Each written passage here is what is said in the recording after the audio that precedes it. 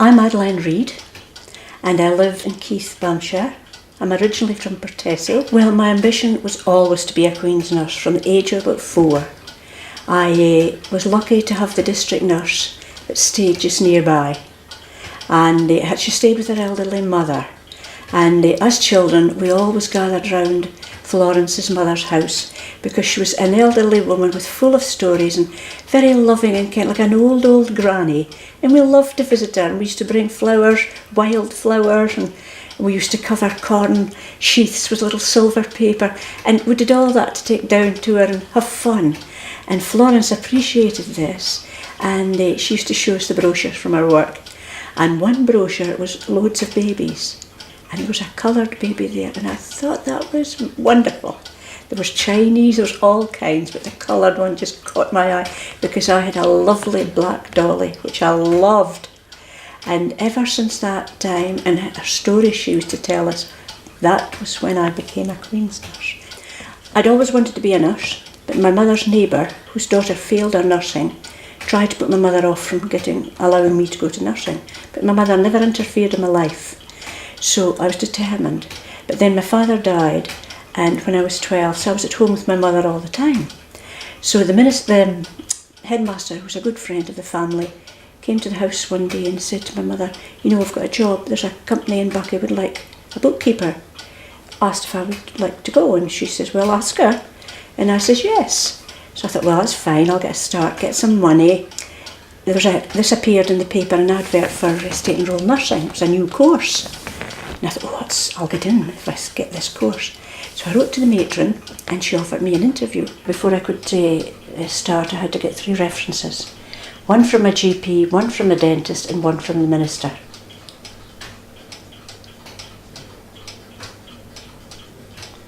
Was there 4 weeks before my mother knew, and I only had to tell my mother because I had to go on night duty.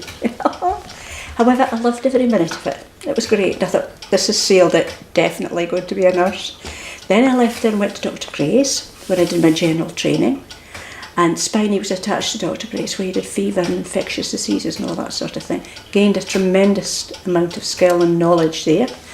And then my mind was made up to go and do midwifery, and the best school in the country was Rotten Row. Loved it. Hard work. In fact, it was like slavery. It was really fantastic. I thoroughly enjoyed it. So after I'd finished my training there, matron, Miss Rennick says, "Now I'd like you to take a post as a staff midwife." And I says, as much as I would like to do it, sorry, I'm going to be a Queen's nurse. And off I went. It would have been 1965 in Bath Street in Glasgow. Oh, you know, it was the happiest days of my life. And not only that, my colleagues who I meet on a regular basis and chat to all say the same. A Queen's nurse made you think and use your skills and consider very carefully before you make a step. We had to weigh up all the pros and cons before making decisions. No panic, calmness, no fear. Give people confidence in yourself. Don't judge people because they're different from us, which they very well were. You know, it was a vast experience, poverty and whatever. It was just really so different from what I was used to. And it just gave you that feeling of confidence, and you were always safe. Never once did we feel threatened or whatever. We're out night and day, all situations. Great experience. Good fun was always there. And we appreciated each other, and I can say this, the camaraderie was wonderful. There was nobody better than the next one. We were all the same, and we supported each other, which doesn't happen anymore, which is a sad situation. Well, the poverty was horrendous. When we were on night duty, we never knew where we were going, because it was during the night you did the whole of Glasgow, and especially at a weekend where it was just potluck where we went, because we were whatever one call, first, second or third, and we'd be taken by taxi to this place. And I remember going up this staircase, and it was just the windows were all blown out or vandalised because there's no glass in them. And up to the top floor, well, halfway up there was this fight going on, And the taxi drivers were just fantastic, and they would carry our gas and air because it was heavy for us, and they would escort us to where we were going. And the taxi driver was a wee bit kind of scared. I could sense the apprehension. So I gave him a stethoscope and said, look, put that round your neck and they'll never be any the wiser. And we'll get there eventually. So we did. And when I went in there, you know, it was so sad. I'd never seen the like of it. You see, there's only one toilet in the building, so there's buckets of urine all over the place. The bed was saturated with urine, and there was a little boy fitting. And he'd been fitting for some time, but the mother was in labour and she just hadn't any energy to see to the boy. There was no blankets. It was just awful. It was so horrendous. It was difficult to describe in a way. I'd never seen anything like it before. And the mother had to deliver her on the floor on top of towels and newspapers. And then again, after we'd delivered her, she delivered the placenta, which you have to examine and thoroughly check. The dog ran away with the placenta. It'd been starving. But in the interim, I said to the taxi driver, would you please go and try and get a phone box or wherever and get a doctor ASAP. But keep the stethoscope round your neck, which he did. Went to phone wherever he got it, I don't know, maybe his taxi, I don't know. But a doctor came along and was after the baby was born and we saw to that little boy, who was about 2 years old. It was so cold, we couldn't bath the baby. And there was no baby's cot or anything, so I had to take a drawer out of this chest of drawer and make a bed for the baby. Yeah.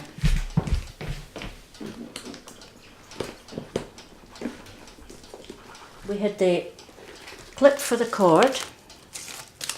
We had the mucus extractors. We had the scales for weighing the baby. And the surgical handles, probes, when you were dealing with the cords. That's part of the scales. And thermometers.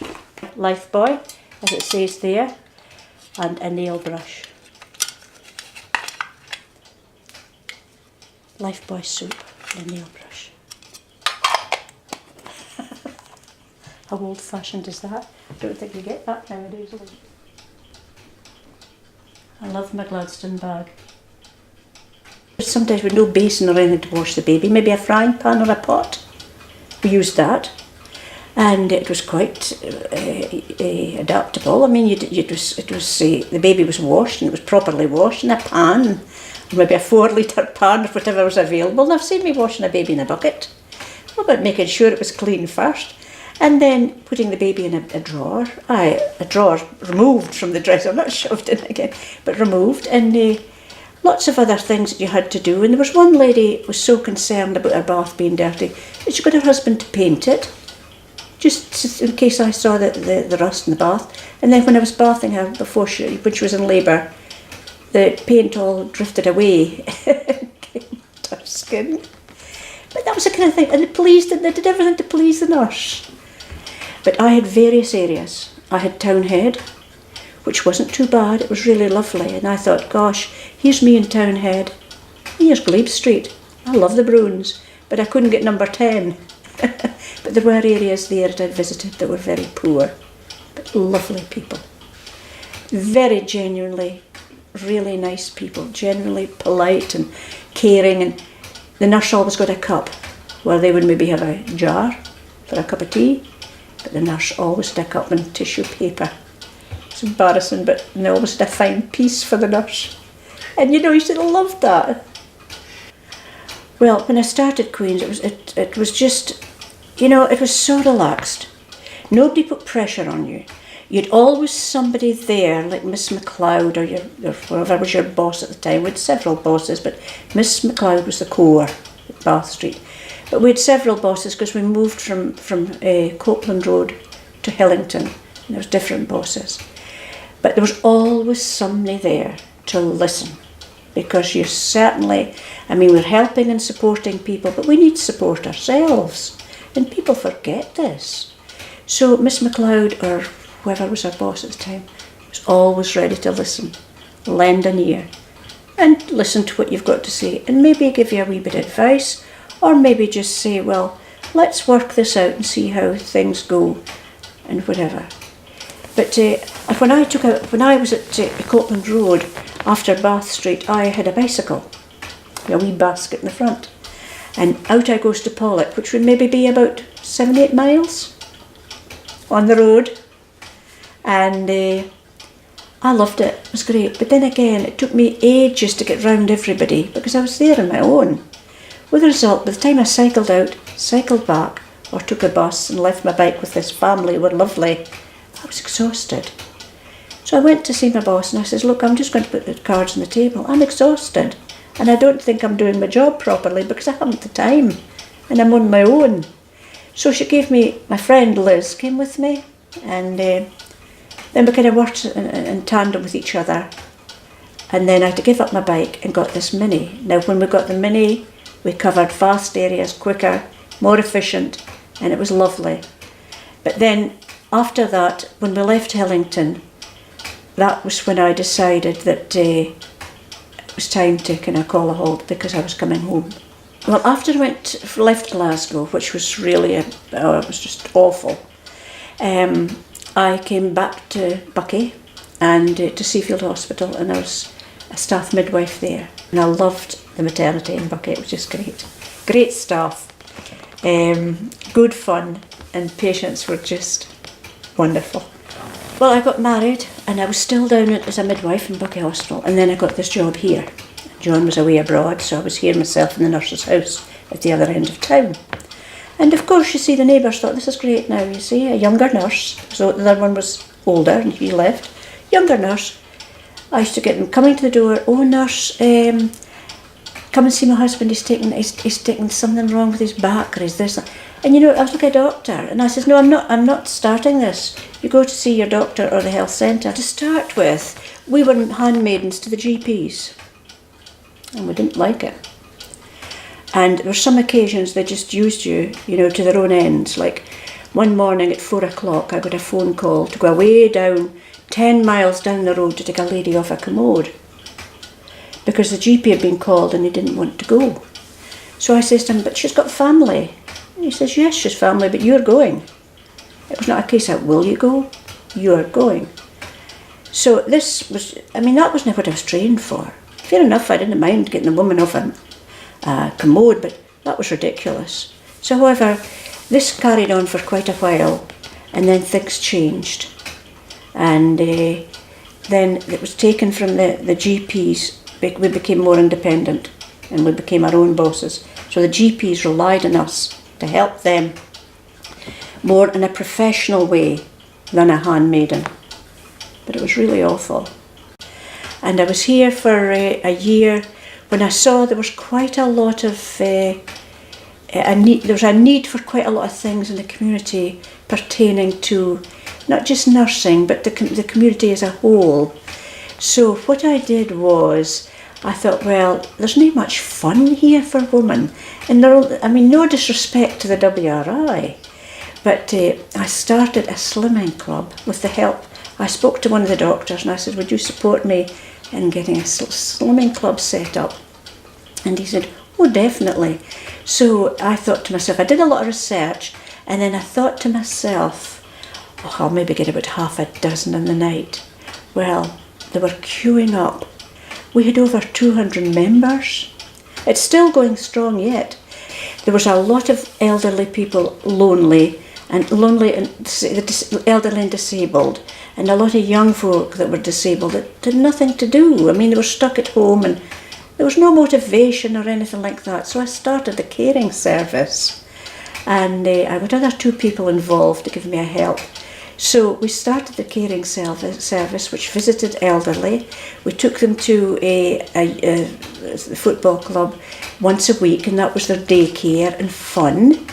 And we formed a band of people who were taken off the unemployment register, and they were employed in a menial task and things like that for a small sum. And we got grants from various firms and what have you. So the caring service was set up, and the people loved it. And it was just something magical for everybody, and everybody was so happy.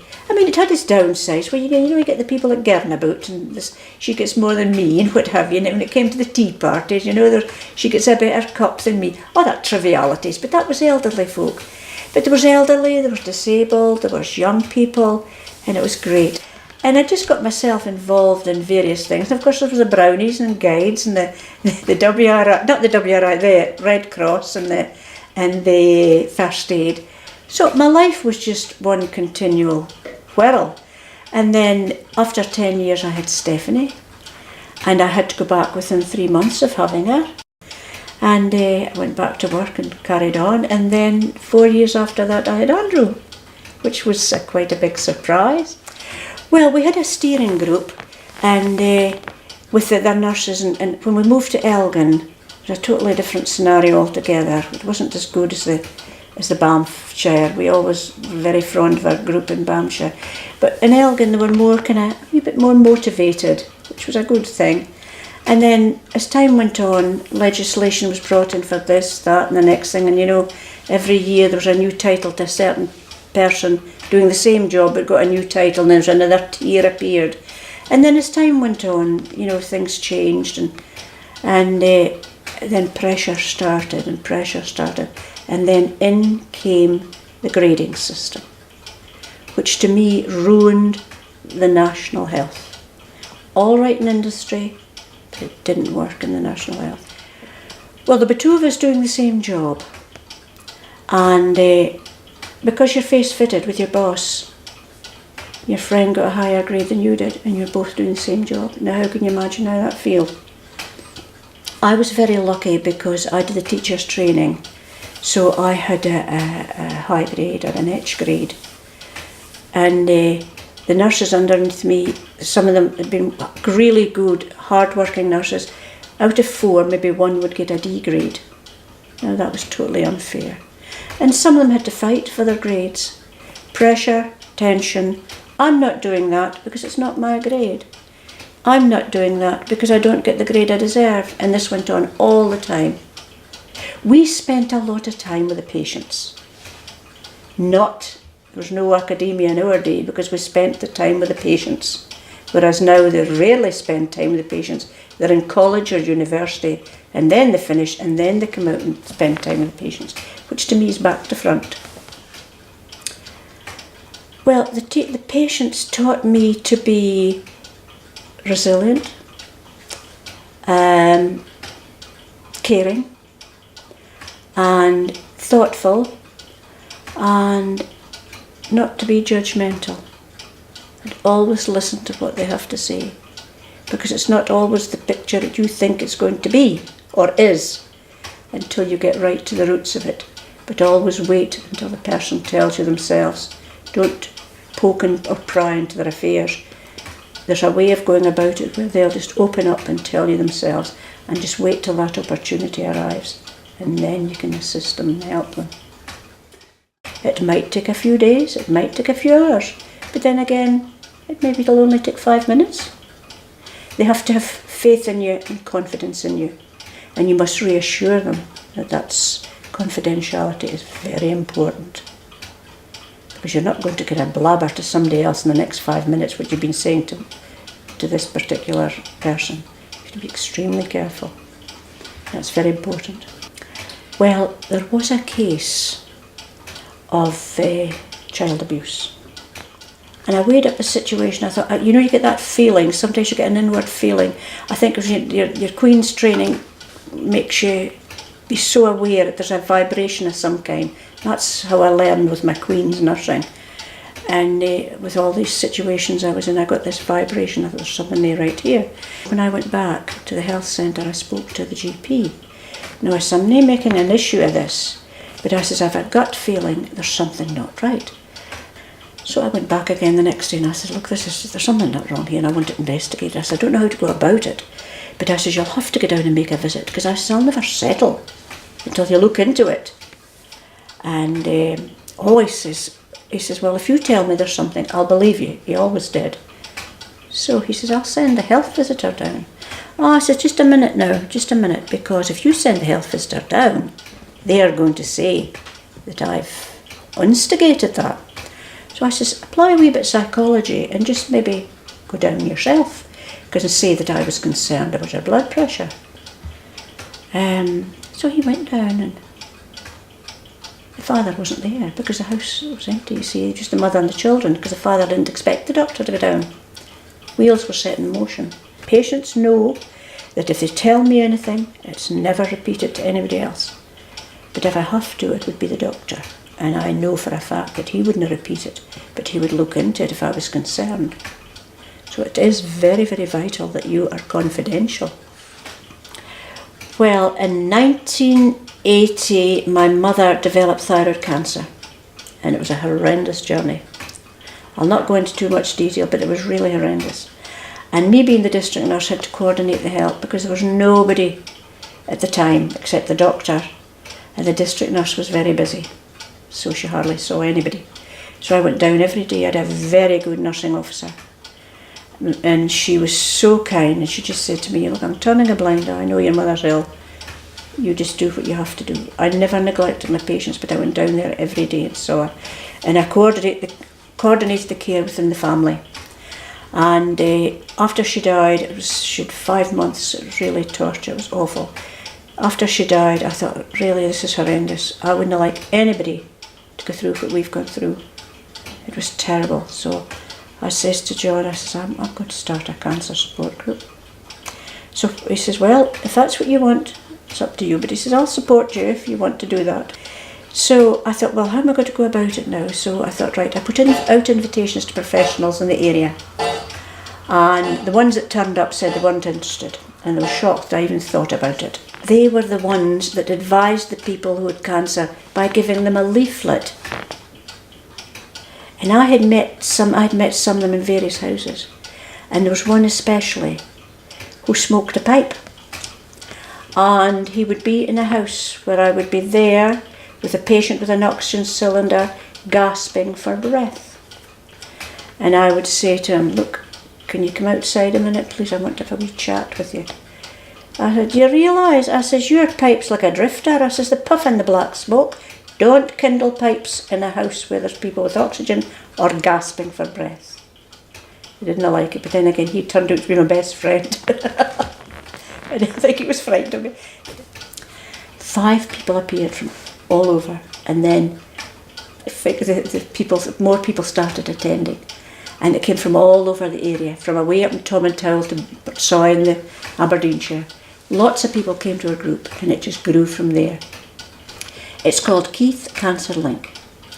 And I named it Keith Cancer Link because I had visions that the core group would be in Keith, and I would link up with all the different towns, which we did. We had Buckie, we had Elgin, we had Huntly, and we had Tariff. So they were all links. But they've all got their own names now, the ones that are still there. But we were the core group.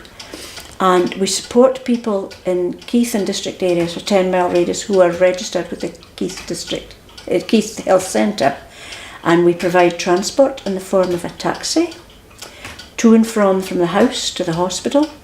Families can go, and it's appreciated a lot by mothers. Every 3 years we have the mammography unit, and the mothers have been diagnosed. They can go into hospital in the morning, get their radiotherapy, home. Children don't know, there's the children home for lunchtime, and it's just a great boon to them. And also, most of the people appreciate what we do for them. And we've monthly meetings, and we've speakers, and we join other groups for chats and camaraderie, and we had a conference once a year in Glasgow or Edinburgh. Great. The Queen's nursing experience is always in the back of your mind. Because when a situation arises, and I sometimes have this in my group, in my cancer group, I just kind of say to myself, now, if I was still in the Queen's nursing, what would I do? How would I go about it? Think for a wee while, and then always the Queen's nursing experience comes out. And I just think it's just been fantastic. I would never have missed it for the world. To be a Queen's nurse, you really start from the grassroots. It's how you're brought up. And that's how you should really stick to your principles. And sticking to your principles will see you through the Queen's nursing. It's just, it's something that every nurse, Queen's nurse I've met has always had these standards. For the West Coast, from the North, from the South, wherever. If you've got these standards, you're a Queen's nurse. A Queen's nurse is always be proud of your appearance. Be smart, clean, approachable, not judgmental, think before you say, and just always give 100%. And you're a Queen's nurse. Because you can never, well, you can give more than that if you want to, but never go lower than 100%. And always be proud to say, I am a Queen's nurse. Because I am really proud. I was retired 2 years when I had breast cancer. And I had the usual rigmarole, lumpectomy, radiotherapy, but then I had got on, and I was quite positive about it because we've cancer in the family, and I thought, well, it's my turn now, I may as well just get on with it. It's the biggest shock I ever got, because the letter came in and John said, he says, there's a letter here, he said, from the Queen. And I says, Queen? And I says, what have I done now if I forgot to pay something? I thought maybe it was police, or maybe going over the limit of my speed. No, he says, you've been honoured with an MBE, and I couldn't believe it. But since that, the letter, I have been told of the people who have put my name forward, promoted me for this award. And one of the ladies was in our group, and she was the dearest lady out. I just loved her. Well, she's dead now, but she was really lovely. And there were 6 people nominated me for the award. So it's been a year past since I got the notification. So this is me getting it now. But I think the Queen was waiting for me to help her to blow out the candles. Because it's her birthday year. She said, that woman's plenty wind, she'll certainly blow out the candles. Well, I'll be proud of all the people that promoted me. And to say that, I wish my mother was alive, because she would have been over the moon.